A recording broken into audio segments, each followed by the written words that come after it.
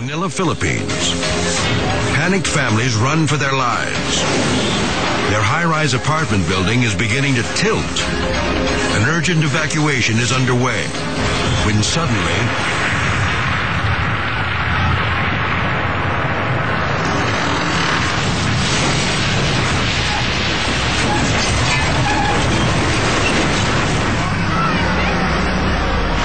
men, women, and children are still running for safety when the foundation gives way.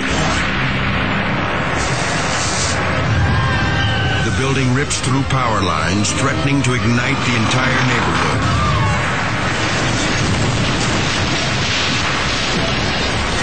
The tower finally comes down in a massive pile of pulverized concrete and steel. Hundreds are now homeless. Their possessions gone forever. Yet amazingly, no one is killed or even injured. Shoddy construction is blamed for the disaster. Criminal charges are filed against the building's owner. He's lucky they don't include murder.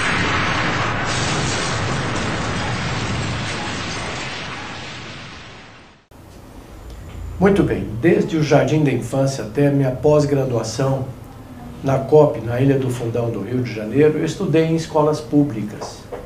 Eu me senti agora no dever de cidadão de poder devolver para a comunidade técnica o que eu aprendi, o que eu vi na minha experiência, pois nesses 44 anos de magistério na Universidade de Brasília e outros 10 na Faculdade de Engenharia e Esplan, e mais perto de 11 mil contratos e obras das quais eu fui responsável da técnica, achei por bem devolver um pouco dessa experiência, esse conhecimento para todos aqueles que pudessem me ouvir.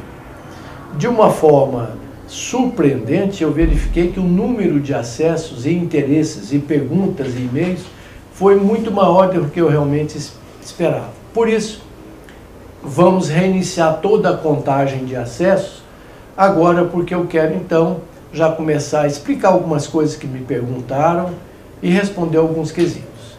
Muito bem, a primeira grande pergunta é se existe alguma apostila do que eu estou mostrando lá. Na realidade, não existe mais apostila do que eu tenho falado lá sobre sapatas, estacas, tubulões, patologia, etc. Porque essas apostilhas, alguns anos atrás, já foram sendo transformadas em livros. O mais importante deles, o meu mais completo, é esse livro de Engenharia de Fundações, que não está na sua forma final ainda, porque são 800 páginas. Então, de tempos em tempos, a gente faz uma tiragem, eu peço ao editor para fazer uma tiragem pequena, para atender aqueles pedidos emergenciais. Ele trata, de uma certa forma, de tudo sobre fundações, com ênfase naquilo que os grandes escritórios de engenharia fazem, que é a aplicação de método semi-empírico estatístico, mas de uma forma moderna. Também o seu capítulo 17, que é muito interessante, tem toda a parte de patologia, recalques admissíveis, fatores de risco e outras novidades que resultado das minhas pesquisas. Em segundo lugar, também publicado pela COP, na época, um livro sobre sondagens. O primeiro livro de fundações, ele está de uma certa forma esgotado. De tempos em tempos, como eu disse, faço uma pequena tiragem.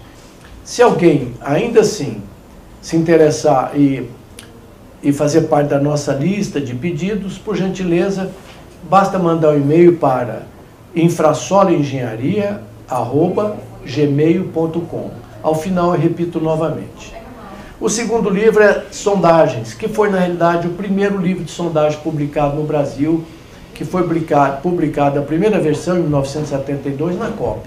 Ele tem praticamente tudo sobre sondagem, todos os tipos de sondagens, os cuidados, prós e contras, e o mais importante, correlações com parâmetros geotécnicos.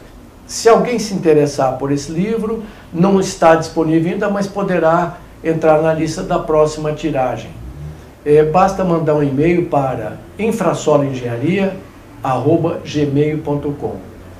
E finalmente que ainda está no prelo, que também foi muito solicitado, esse de danos causados por recalque. Aqui nós discutimos todo tipo de recalque sobre a ótica do solo e da estrutura e quais são os limites em particular. E eu insisto em chamar a atenção aqui, como tenho chamado nas palestras que falo ou que faço, é que o recalque mais letal não é o diferencial como todo imagina. O recalque diferencial realmente é muito ruim, mas o distorcional é aquele recalque letal que vai fazer sua obra rachar ou eventualmente desabar. Então, através da análise de perto de 700 obras que eu creio que já analisei até hoje, eu construí uma relação chamada fator de risco, que pode dar uma certa noção de qual é o risco que aquela obra tem em entrar em colapso. Esse ainda está no prelo, não está em condições de ser publicado, nem tiragem experimental ainda. Mas, se alguém precisar de alguma coisa de forma mais assim, urgente, premente, manda um e-mail para mim. Quando eu tiver um tempo, eu mando a resposta ou mando tabelas daquilo que se precisa. Se bem que a parte central está nesse livro aqui. Então, agradecendo a Infrasolo e a Fundex de Brasília, nós passamos agora a essas aulas do YouTube, que vamos começar a recontagem depois dessas explicações. Só espero poder ter sido útil. Então, nós vamos iniciar hoje a terceira aula desse curso de fundações passo a passo. Nós continuamos, de uma certa forma, na parte introdutória, onde estamos definindo os tipos de fundações agora profundas. Nessa introdução, nós não vamos detalhar em profundidade os tipos de estaca. Vamos fazer uma pequena descrição. Nos próximos capítulos, quando a gente for ver o projeto, aí eu vou mostrar slides, vou levar vocês para obras de cada tipo de estacas. Sapatas, tubulões, radier e estacas de uma certa forma.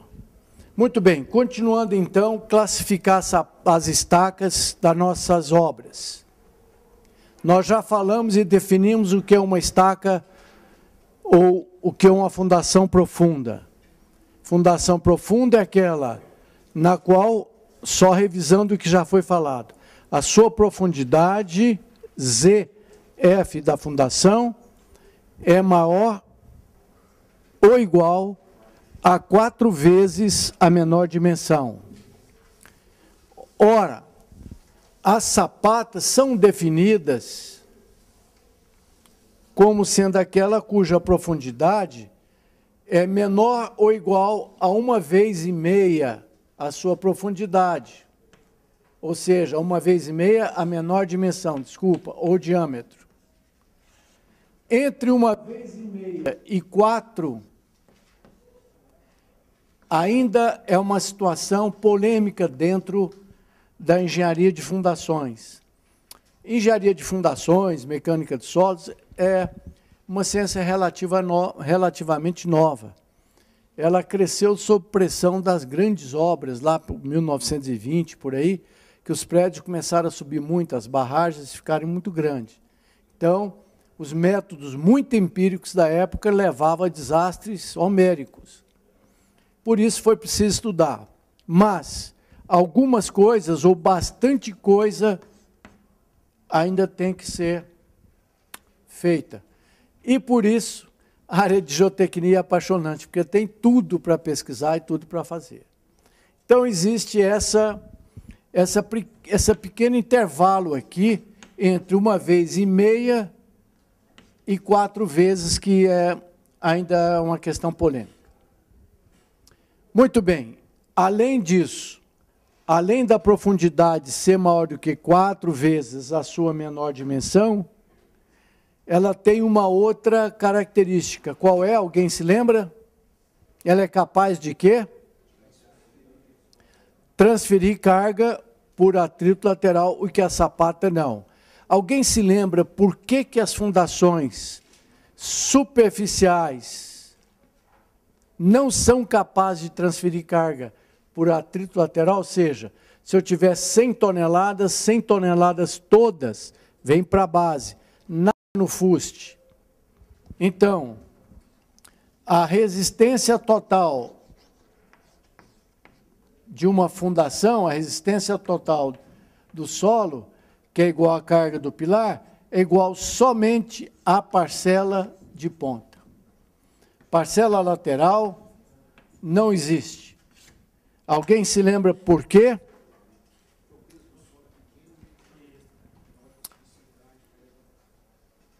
E por que que ela levanta?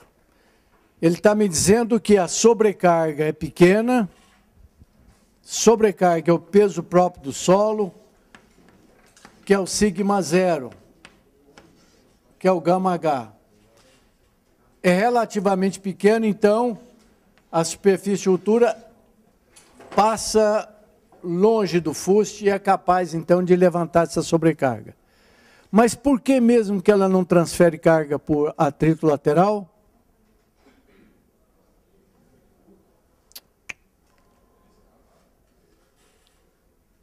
Não é por ser escavada, nem por ser curta. A relação é essa, 1,5 B. Mas por que que ela não transfere carga por aqui, olha? Igual estou segurando esse microfone. Só por atrito lateral. Teoria de Coulomb. Pele contra metal. Se eu aumentar a carga, ela pode romper, porque a resistência ao cisalhamento, coesão entre meu dedo e o metal não existe. O ângulo de atrito aqui é pequeno também, é muito liso, então pode entrar em ruptura. Por que que uma fundação profunda, ela rompe aqui e trabalha por aqui? Alguém se lembra? Sim, porque na fundação superficial, a massa de solo vem para cá. Esse grãozinho que está aqui, desce junto com o fuste, não tem movimento relativo. Mas por que que não tem mesmo? Porque a superfície de altura passa fora do fuste. Na estaca, como ela é profunda, não consegue levantar todas essas milhares de toneladas aqui. A trinca no solo, ou seja, a cunha de altura, lembra? Forma uma ponta, ela faz isso, mas não é possível levantar para lá. Então ela volta sobre o fuste. Aí tem um movimento relativo, gera tensões cisalhantes e, portanto, atrito lateral. Está aqui. Muito bem. Essas estacas, agora do grupo, nós já falamos na escavada, que o solo sai. Quando o solo sai, qual é o empuxo que gera tensão normal na lei de Coulomb? Ativo, o pior deles, é uma pena, é o mais fraquinho. A estaca fica pouco apertada, ou seja, qualquer carga adicional ela desce. Como eu tenho sensores, meu cérebro avisa, olha, vai botar mais carga, então eu vou aumentar a única coisa que eu posso aumentar. Tensão cisalhante entre pele e metal vale, segundo o Coulomb, coesão mais pressão normal vezes ângulo de atrito entre pele e metal. A única coisa que eu posso fazer é comandar o cérebro para aumentar a tensão normal. Aperto, né? Muito bem. Se for escavada, essa pressão normal é a menor delas. Portanto, essa estaca vai ser mais fraca do que a cravada, que ela compacta esse solo. Quando empurra o solo reage com empuxo passivo, que pode ser umas 10 vezes maior. 10 vezes maior do que o empuxo ativo. Muito bem. Então, na estaca cravada, o solo não sai, o solo é recompactado e o terreno todo em volta melhora. Muito bem. Agora eu posso ter estacas que deslocam muito o solo. Estacas de grande deslocamento, ou seja, geram um empuxo passivo bom e melhora todo o solo em volta. Eles criam uma espécie de uma casca dura. Aqui dentro dessa casca dura tem coesão maior, ângulo de atrito maior e peso específico maior. Então, quem são as estacas de grande deslocamento? A Frank, que é uma estaca que tem base alargada, super compactada, muito boa. É pena que é cara e lenta, está saindo do mercado. As hélices contínuas estão substituindo a Frank. As pré-moldadas, cravadas, então ela desce. Tanto faz ser vazada ou maciça. Então, qual é a área real de uma estaca vazada, aquela que parece um poste, que é a melhor delas, armada? 2 ou 3 metros depois da cravação, ela já entope. Então, ela fica cega, é como se fosse maciça. Apesar de que existe um atrito interno também, ainda não sabemos como levar em conta essa colaboração, porque ela vai aumentar a resistência, né? O solo compactado entra aqui, mas logo, logo entope e vira uma estaca maciça. Muito bem. As tubulares de ponta fechada. Eu posso cravar um tubo de aço com uma tampa, então ela compacta o solo também. Não tão bem quanto a Frank, que eu crio uma bucha, uma base alargada, às vezes compacta-se até 1000 litros de brita e areia, que fica muito boa. Em contraposição, tem aquelas que geram pouco empuxo, uma pena, passivo. Os perfis metálicos. Eles entram sem compactar demais o terreno. Apesar de que nós veremos lá nos cálculos que, para efeito de atrito lateral, esse solo que fica aprisionado aqui, às vezes, trabalha como estaca. Portanto, a área de contato com o solo é essa. A fórmula de Coulomb, que é aquela que nós já falamos agora mesmo,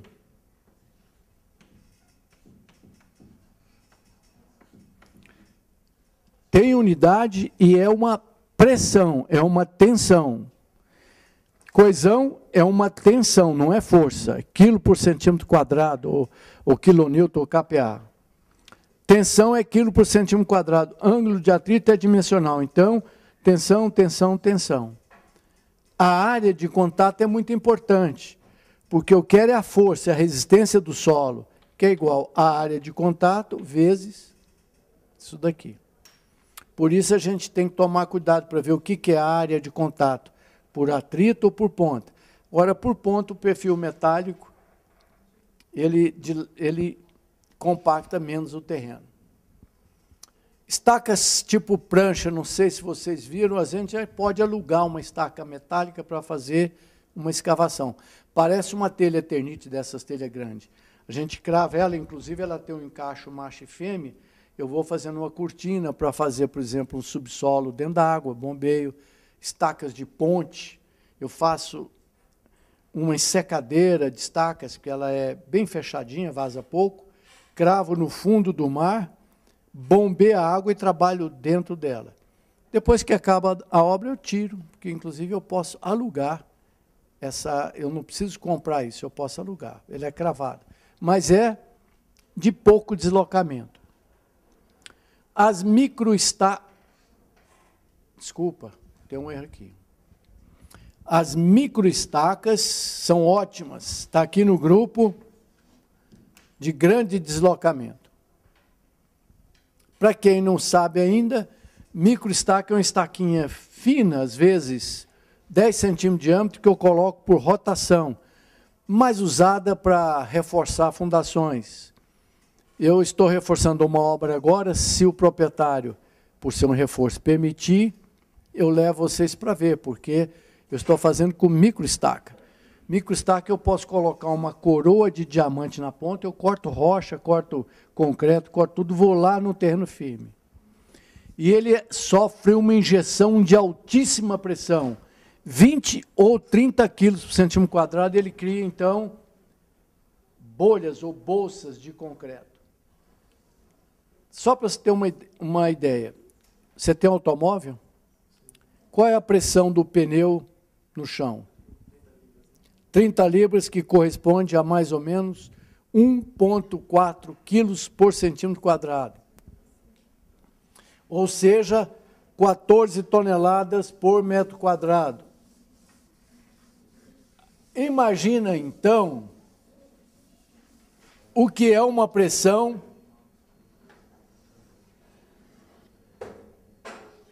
de 20 quilos por centímetro quadrado. Essa é a sua mancha de impressão. Essa pressão de 20 quilos por centímetro quadrado, às vezes, fratura o próprio solo. Ela fratura o solo, mas cria uma pelota assim, de 30 a 40 centímetros, a gente faz, eu vou depois mostrar slides e tal, a cada meio metro eu faço uma, igual tirante, parecido com tirante. Aliás, só por curiosidade profissional, existe uma coisa parecida com o microestaca que nós usamos, que é uma injeção de consolidação. Quando o paciente está muito ruim, e se eu vou reforçar ele, mas ele tem perigo de desabar, ou não dá tempo de reforçar, ou se o processo de reforço não for um tubulão a seco, tiver que jogar água, eu posso, às vezes, piorar o paciente. Se eu estou fazendo uma obra que está inclinando, geralmente porque o solo é fraco, se molhar pior, e se eu for fazer uma fundação do tipo estaca raiz, eu posso piorar essa obra e não dá tempo de reforçá-la a desabar. Tem um caso interessante em Florianópolis, que o prédio inclinou 30 centímetros. Porque o vizinho fez um subsolo e, no lugar de usar tirantes verdadeiros, usou grampo. E esse grampo permitiu uma certa movimentação das fundações antigas, que tinha 30 anos e se comportou muito bem. Com isso, o prédio começou a descer e havia realmente falhas aqui. Lençol freático, aqui é 80 centímetros. Muito bem. Nós reforçamos com estaca raiz. Estaca raiz é uma estaca que eu vou mostrar depois, também por rotativa, 30 centímetros de diâmetro, 40, com muita água. Nós gastávamos em cada estaca raiz, que foi lá na rocha, 13 a 15 mil litros de água. Então, na zona crítica havia um receio de que, se eu ainda injetasse de 13 a 15 mil litros de água para reforçar a parte ruim, esse prédio podia acabar de desabar. Então, foi realmente um desafio, está no meu arquivo de obras difíceis, e essa foi muito difícil.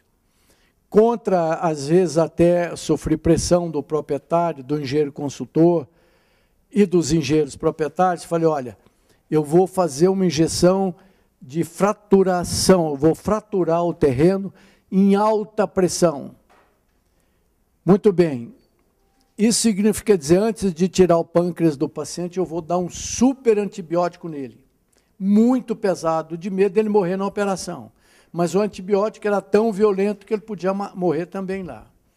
E o pior é que, então eu fiz os tubinhos de injeção a cada meio metro, tem uma válvulazinha de borracha que se injeta, eu injetei com muito alta pressão, porque poderia haver bolhas oclusas, falhas aqui embaixo, que eventualmente se comunicavam uma com a outra, ou estariam fechadas por uma parede pequena de solo. Minha ideia era, quando eu injetasse aqui, ele romperia esse solo, iria enchendo os vazios. Muito bem. Tem essa grande vantagem, enche os vazios. Só que eu injeto pasta de cimento. Um de água, um de cimento. Enquanto não dá pega, é líquido. O prédio, então, não está apoiado em nada em cima de líquido. E o prédio aí aumentou o recalque, acelerou. Nas discussões entre engenheiros, eu falei, vamos fazer o seguinte, vamos ver essa obra depois de amanhã. Aí a consolidação cimento, eu usei Ari, um cimento Ari de pega rápida. No dia seguinte ela estabilizou. Virou uma massa. Cheguei a injetar 800 sacos de cimento nessa obra. Meio a meio. Tantos vazios que tinha ali por baixo. Então, é uma estaca, se bem que ela não funcionou como estaca. Eu usei microestaca, essa sim. ela é de alta compactação. Ela cria uma pelota, uma base bem sólida. Existem as estacas de médio deslocamento. São as estacas raiz, que eu falei e vou falar detalhadamente no item estacas. É aquela que fura com um tubo de 30 a 50 centímetros, lava e coloca a armação dentro, depois põe pasta de cimento sobre baixa pressão. A estaca raiz, a gente injeta ela com pressão de 2 a 4 quilos por centímetro quadrado. Ao contrário do que se imagina, ela não aumenta nem 2 milímetros no diâmetro. Há uma falácia profissional. Estaca raiz, apesar de que recebe pasta de cimento sob pressão, não aumenta de diâmetro. A microestaca, em compensação, ela tem o tubo, a armação dela é um próprio tubo de aço de parede grossa, um tipo Schedule 40 ou 80, todo furadinho para mim injetar pasta de cimento, ela cria um bulbo de 30 a 40 centímetros, a cada meio metro. Então, a microestaca tem o tubo alma, é de alta pressão. A estaca raiz é perfurada com um tubo de 30 a 40 centímetros de baixa pressão. Por isso, o empuxo gerado não é nem ativo e nem passivo. É um empuxo intermediário.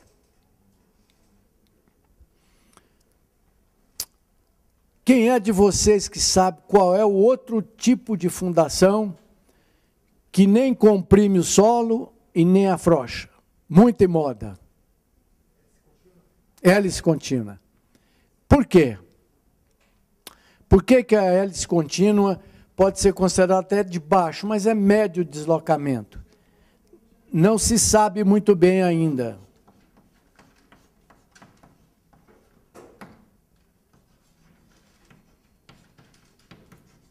Conhecida como HC, hélice contínua, ou internacionalmente como CFA, Continuous Flight Auger, trado contínuo. Auger é trado. Por quê?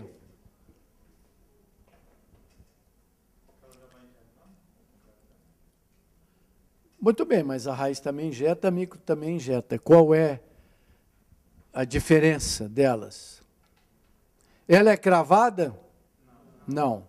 É escavada? O solo não sai durante a escavação, sai depois. Então, por quê?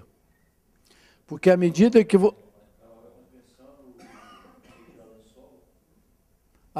que você vai tirando, o concreto cai. Então, não deixa o solo fechar e nem empurra o suficiente, a pressão é baixa. Se um dia alguém patentear, que ficaria uma maravilha, uma estaca hélice injetada por dentro sob pressão, seria uma grande estaca. Por duas razões. A estaca hélice tem problema na ponta. A ponta fica sujeira. Tanto é que as fundações profundas eu posso somar. A carga que vem aqui é igual a parcela de atrito mais a parcela de ponta. Então, eu estou segurando o microfone um pouco por atrito e um pouco por ponta. Só que nenhum equipamento mecânico é capaz de limpar o furo. Máquina de tubulão, não sei o que lá em cima de caminhão, deixa essa sujeira. Por isso o tubulão é muito bom, porque alguém desce e limpa. Estaca hélice ou estaca escavada com lama bentonítica, depois eu vou mostrar o que é isso. Para não fechar, não limpa a ponta. Estaca hélice, não limpa a ponta. Tanto é que, atualmente, a norma diz o seguinte, olha, apesar que a estaca está em terreno duríssimo, SPT 30, 40, as nossas máquinas mais modernas furam até 50 golpes, terreno duríssimo. Você, lamentavelmente, não vai poder contar com 100% na ponta, porque pode ter ficado sujeira. Já reforcei vários casos, já atendi vários problemas por essa razão. Até ela restringe, olha, A resistência da ponta pode ser no máximo igual a 20% da resistência total, ou seja, a resistência total é igual lateral mais ponta. Então, não é bom considerar mais do que 20%. Mas, se alguém bolar, ou seja, patentear esse processo, fazer uma injeção, além de garantir atrito lateral, vai garantir a ponta. Vai trazer uma segurança muito grande e uma economia. Porque a resistência total é igual a resistência de ponta mais resistência por atrito lateral. Quando a estaca é escavada com máquina, a resistência de ponta pode ser, no máximo, a 20% da total. Não é 20% da ponta só, não. Vamos supor, aqui eu tenho 80 toneladas, aqui eu teria 60 toneladas. A total seria 140 toneladas.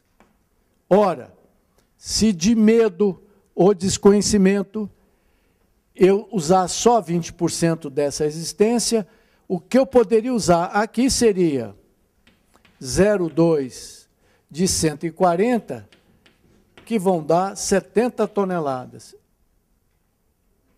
28. Portanto, nessa estaca que eu gostaria, e quando vocês forem fazer o projeto usar 140, vocês vão poder usar somente 28 mais 60. 88 toneladas. Ou seja, onde você pensava em usar aí 200 estacas, você vai usar quase 350. Por quê? Precisamos de alguém para bolar uma ferramenta que limpa o fundo. Eu acho que no lugar de cair só por gravidade, por concreto bombeado, se usar uma das nossas injetoras, injetar sob pressão, ela vai misturar aquele solo da ponta que fica quase como pedra, mesmo com terra. Vira um solo de cimento duríssimo.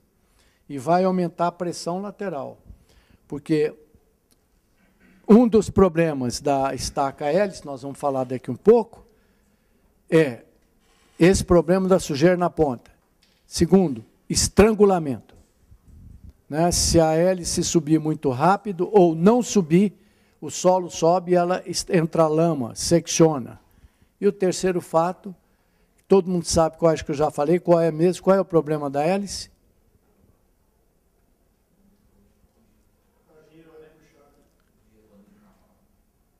Outro problema, esse nós já falamos. A armação. Tem jeito de colocar o ferro, se demorar ele não desce. Daí a recomendação, não coloca o cartucho todo estribado. Nunca fiquei sabendo de um caso. Não quebra. Sorte, mas se quebrar, perdeu a estaca, não tem jeito de tirar.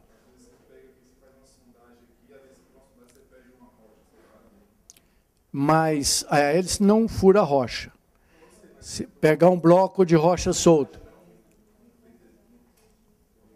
Não, mas a máquina não fura. Se a sondagem estiver errada, mostrar um solo sem rocha e tiver rocha, a hélice não chega lá. Ela vai deslizar e o equipamento tem medidor de pressão, de pull down, você entendeu? Aí vai ver que está exagerado. Pode quebrar os dentes da ponta, mas ela não fura a rocha. Mas o que pode acontecer, essa observação é muito importante, é ter bloco solto de rocha. Aí é muito pior do que rocha. Porque ele pode entrar na hélice e travar.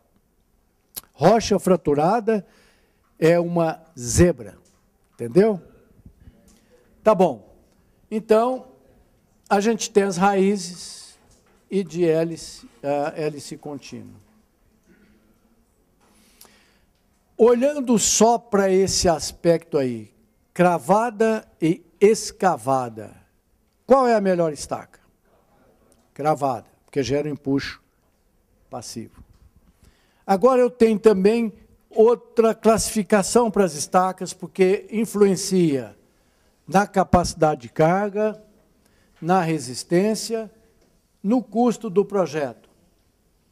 Eu posso classificar as estacas quanto ao processo de escavação. Então, eu tenho as estacas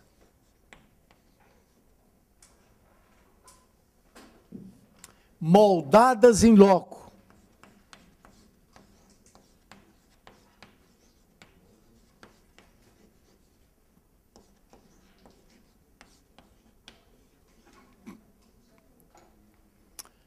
Quando é que uma estaca é dita moldada em loco?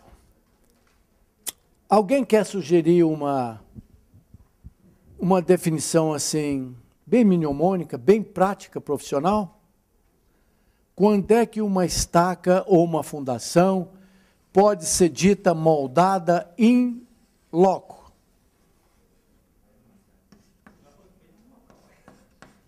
Qual local? No canteiro? Você pode fundir uma estaca pré-moldada no canteiro e ela não é... Aonde? Na cava. É aquela que o concreto é lançado na cava, sem revestimento.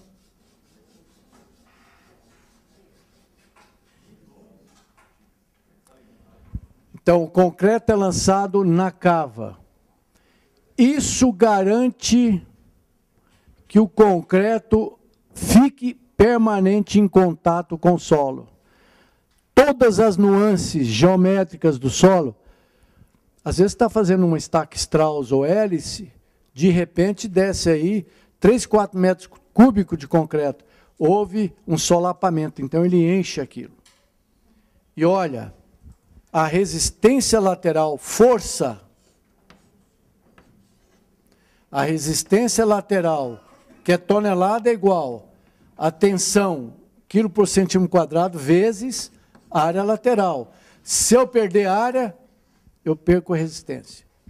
Então, as estacas moldadas em loco levam uma vantagem sobre as outras. Não fica falha.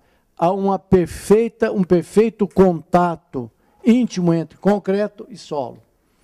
Por isso, nós usamos normalmente slump 12, 10 ou 12. Estaca hélice, 20. Qual é, alguém sabe dizer, quando você compra um concreto padrão, que vem de caminhão ou não na mão, qual é o slump bom? Para maior resistência, qual é? 6. Menos água, dá mais resistência. Lembra? Observação profissional número 3, eu acho. Pouca água na hora de concretar e muita. Mas, como nas estacas e nos tubulões, eu compro um concreto de 20, 30 MPa, só quero 5 MPa. Preciso só de 5, não adianta colocar nada mais resistente, que o solo não vai aguentar. O solo dá 1 MPa. Então, não adianta eu colocar uma estaca de epóxi aqui para 80 MPa e o solo só resistir 1. Lembra? Quem dá problema é o solo. Então, eu posso molhar o concreto.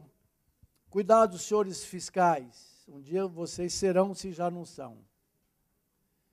Não fique exagerando, mandando tirar a água do concreto para aumentar a resistência. Vai dar maior resistência. Pode acontecer, se você mandar secar muito, já tive 3 casos assim. O fiscal chegou no boletim e falou, o concreto não deu 20 MPa, pode tirar a água do caminhão aí. Foi, chegou, o concreto embuchou, deixou vazios entre a base do tubulão e o fuste. Eu cheguei a entrar dentro do tubulão para reforçar, fiz um túnel por fora, e aqui é uma estaca, mas foi um caso de tubulão último que eu tive aqui na Asa Sul. Fui fazer consultoria e reforço lá. Eu tinha tanto vazio aqui que eu conseguia andar aqui de lado da base. Porque o concreto muito seco atendeu o fiscal. Agora está bom, resistência deu 20 MPa, só que não encheu o tubulão. Como eu só preciso de 5 MPa, bom mesmo é esse slump que vocês disseram, 10 mais ou menos 2, que ele vai ficar mole, preencheu todo o vazio. Muito bem, em contraposição, eu tenho as estacas pré-moldadas. As estacas pré-moldadas são aquelas que são fundidas fora da cava, fora do solo. Elas podem ser até fundidas no canteiro. Eu posso levar forminha de aço, moldar no canteiro mesmo para economizar transporte.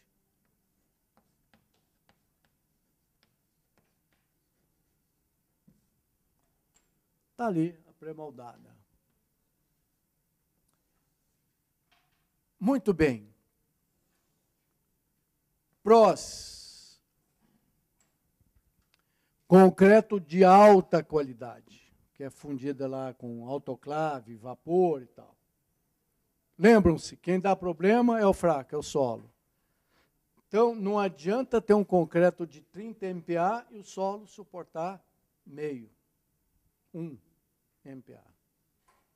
Então, mas quando é, por exemplo, você está executando obras em meios agressivos, fábrica e tal, é bom que o concreto seja bom. Pois não. Se o solo é 1 MPa, né? Vai combater então a carga aí, a distribuição até a profundidade, aumenta a profundidade? No caso de estacas, quando você não atinge as 100 toneladas, vamos supor, você vai aumentando ela o comprimento, que ela vai aumentando o atrito.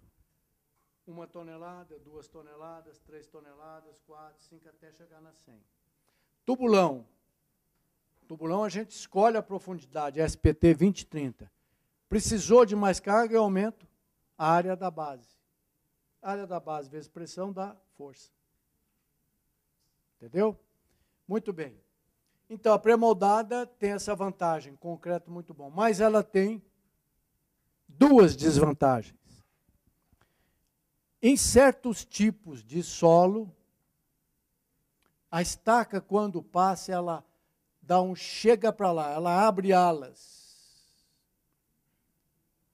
E pode acontecer, mesmo que aqui embaixo forme uma bucha de solo, essa bucha de solo vai alargando o solo. E dependendo da rigidez do solo argiloso ou siltoso, ele não volta a grudar na estaca. A areia normalmente abre e volta. Ora, se eu fizer isso, eu perco. O que eu estou perdendo aqui? Porque eu perdi área de contato. Então, por isso, principalmente aqui na parte superior, se vocês vão ver na obra, é que ela drapeja, inclusive. O pilão bate, ela dá uma oscilada. Então, aqui fica um vazio também na parte superior. Por isso, a recomendação é sempre ter um servente lançando areia. Está cravando a estaca, vai jogando areia. A areia tem bom atrito, boa resistência, e a estaca puxa a areia para cá. E evita isso. Se não fizer isso, você vai perder área. Se perder área, perde resistência. Então, a outra desvantagem da pré-moldada é que a gente nunca consegue comprar a estaca no tamanho certo. Mesmo que a sondagem tem variações. Você tem num bloco 5, 6 estacas, as últimas tendem a ficar mais curta. Por quê? Porque o solo começa a ficar super compactado pelas anteriores a ela. Então, você tem um pilarzão, precisa botar 5 estacas, a outra fica mais curta. Então, mesmo bem planejado, vai sobrar estacas. Você tem que cortar, né? Ou até emendar. E outra desvantagem é o excesso de ferro. Porque o ferro está na estaca, ela vem com bastante ferro, porque ela é transportada na horizontal. Senão ela quebra. E a máquina pega com cabo de aço, mais ou menos a 1/5 dessa distância, e levanta. Quando ela levanta, você vai ver que ela, inclusive, flamba. Se não tiver ferro, quebra. Colocou em pé, mesmo batendo com pilão, não precisava dessa ferragem. Então, são 3 desvantagens. Mas tem a vantagem que compacta o terreno e a ponta não perde 20%, porque fica super compactado. Então, olhando para esses dois aspectos, qual seria melhor? Pré-moldada ou moldada em loco? Moldada em loco. Então, qual é melhor, escavada ou cravada? Então, qual seria a melhor estaca idealizada? Cravada e moldada em loco. Cravada e moldada em loco. Isso, em 1906, um fulano chamado Frank patenteou essa estaca. Hoje já caiu porque é patente internacional, dura 25 anos. O que ele fazia? Ele cravava um tubo de aço com uma ponta fechada com a bucha de areia. Um pilão batia aqui dentro e arrastava a estaca até atingir a tal nega. Depois eu explico que a nega é um indicador de resistência, mas não é confiável, é só um indicador. Atingida a cota prevista e o terreno duro, inclusive verificado pela nega, ou seja, quanta estaca entra no chão com uma pancada do pilão, aí ele então saca essa rolha de areia, que ficou compactada, e faz uma base alargada. Aí começa a tirar o tubo concretando. Então, ela entrou cravada, ainda tem uma base, e depois ainda é moldada em loco, porque vai tirando o tubo e apiloando, fica muito boa. Quando a gente tem dúvida, ou eu não posso ter recalque quase nenhum, a recomendação é Frank, cara e demorada. E na cravação dela, nessa tal base alargada, ela, se tiver uma obra velha por perto, ela vai rachar a obra todinha. Há casos, eu me lembro bem em Goiânia, quando eu era estagiário, foi fazer um prédio na rua 20A, uma coisa assim, tinha uma casa, até não era tão velha lá. Foi melhor comprar a casa. Acabaram comprando a casa. E pode-se até usar uma chantagem, né? Você, olha, eu vou fazer uma estaca Frank aqui, vai vibrar. Quando estava cravando, enchi de gente no canteiro, nas frestas do canteiro, para ver aquela barulheira, aquela pancada toda. O vizinho relutou em vender inicialmente, mas quando chegou no meio da obra, a casa estava tão rachada que ele acabou negociando por um preço bom. Eu me lembro que eu fui fazer uma consultoria no Recife, tinha uma igreja, assim, a uns 100 metros da obra de estaca Frank de um amigo meu. O padre colocava um copo de vinho na sacristia. Se o batistaca lá a 100 metros batia e vibrava o vinho, ele mandava parar a obra. Telefonava para a defesa tal, por causa dessa vibração a 100 metros de distância. A areia compacta propagava essa vibração e o padre, morrendo de medo da igreja dele, que era antiga, e tombada, desabar. Foi preciso escavar antes um pouco para aliviar esse choque. Então se escavou com piteira. Sim. Aqui nas estacas de pequeno deslocamento, eu esqueci de uma muito importante, Strauss, coloque aí, por favor. Estacas de pequeno deslocamento, estaca do tipo Strauss, que são escavadas, não desloca nada. Strauss, estacas do tipo Strauss, estacas broca, que é aquela pequenininha feita com trado, estaca broca e a estaca de solo cimento plástico. É um novo tipo de estaca que você não usa nem brita e nem areia. Fura com tradinho, broca e estaca de solo cimento plástico, SCP.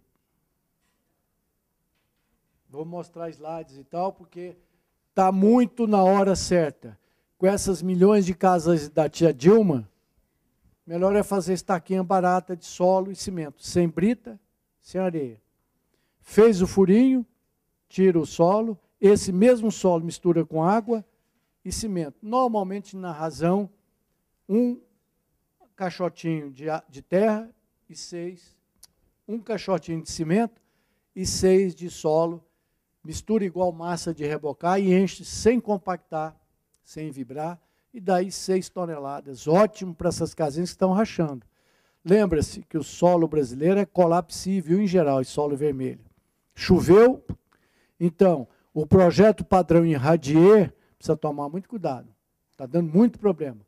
Amolece o radiezinho, que é uma plaquinha de 7 centímetros, racha a obra toda. Então, é melhor fazer uma estaquinha de 8 metros, barata, em solo de cimento. Funciona muito bem. 30 centímetros. Já executei perto de 12.500 estacas dessas. Tá, vamos produzir um manual já já. Muito bem. Então, a melhor estaca seria moldada em loco e cravada. Quem bolou isso foi um tal de Frank, que tem o nome, tem uma empresa que foi a maior do mundo por muito tempo. Muito bem, podemos fazer um intervalo aqui agora para não ficar muito pesado, mas antes, dúvidas. 15 minutos de intervalo, pois não.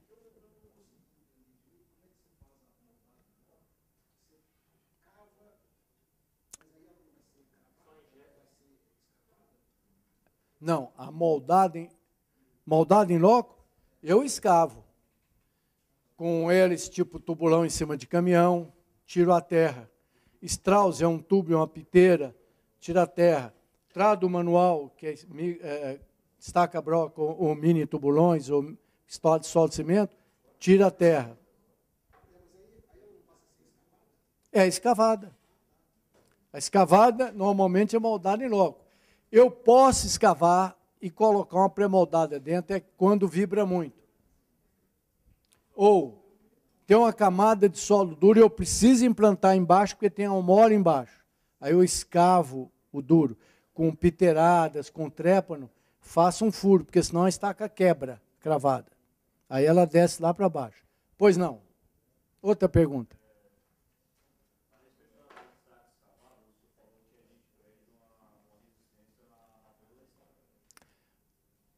E também no atrito lateral, porque o empuxo é ativo, é o pequeno. Se houver uma maneira de ganhar uma resistência na ponta da estaca, depois de escavada, mesmo que a gente não consiga fazer a limpeza, mas você consiga, vamos supor, compactar o fundo da estaca, para poder você depois mexer ela, descer a ferragem e mexer. Você ganharia essa resistência na ponta da estaca? É uma pergunta excelente, inclusive, eu pretendo, no ano que vem, orientar um projeto de pesquisa, sim. Nas nossas estacas da Fundex, que agora executa infrassolo, faz consultoria. Meu filho Fundex executa. Nós mandamos um pilão para a obra quando não tem água e pedimos para o pessoal de lá, se bem que agora eu estou mandando serventes, nosso mesmo, que soltam um pilãozinho lá de 50 quilos, de 10, 15 metros de altura, para socar a ponta, mas para isso você tem que fazer provas de carga. Fazer uma sem socar, uma 5. Carrega e vê a resistência dela. Se possível, instrumentada na ponta. Aí faz uma compactando 5 vezes, 10 vezes, faz prova de carga. Faz outra lançando um pouco de cimento, compactando.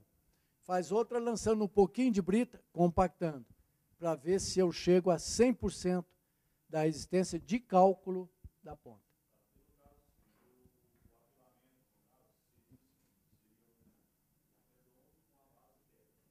Pode ser com a base arredondada. Se, por exemplo, conseguir tubo de oxigênio velho, é ótimo para isso, sem encher de concreto.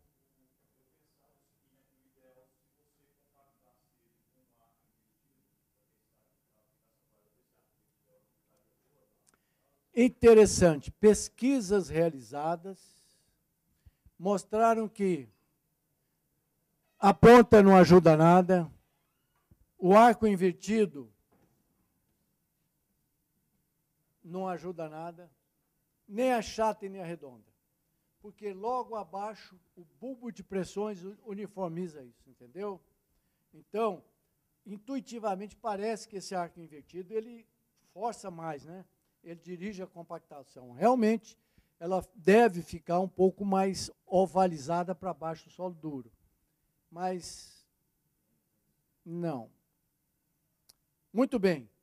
Isso foi estudo feito por pesquisadores do primeiro mundo da época, que era o Canadá, desculpe, e os Estados Unidos. O solo lá é sedimentar, o nosso é residual. Precisa fazer uma pesquisa para ver. se mudar a forma da base do tubulão, que inclusive é grandão, se ele aumenta ou diminui a capacidade de carga. Outra dúvida? Pois não.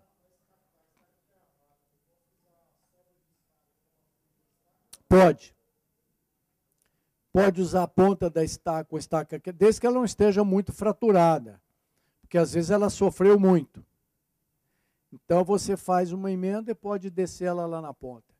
Mesmo porque, se tiver, por exemplo, uma parcela, aquele exemplo, acho que foi 60 toneladas por atrito lateral, o atrito lateral vai segurando. Das 60 toneladas, chega lá 10. Então, a ponta é menos solicitada. A menos que haja uma falha. Aí a carga desce lá para a ponta. Se a ponta também estiver fraca, você fica mal. Mas é só examinar a estaca. O operador sabe, quando ela está muito ruim, na primeira cravação que vai sobrar a ponta, se ela bater choco, ele sabe que a estaca trincou. Mesmo vazada, não é bom reforçar, não. Se ela quebrou muito alta, você escava, faz um tubulão, e arma e faz um pilarete. Mas o ideal, assim, quebrou essa estaca, põe duas aqui, olha. Simetricamente colocada, a resultante da força continua aqui, não altera nada lá. É possível. Manda, olha. Quando eu for falar, eu vou detalhar mais, mas 3% de quebra é normal. Então, você vai mostrar para o seu cliente que ele vai comprar estacas e vai dar uma quebra de 3%. Então, em cada 100 estacas pode quebrar 3. E ele paga. Tá certo? Alguma outra pergunta? Muito bem, 15 minutos.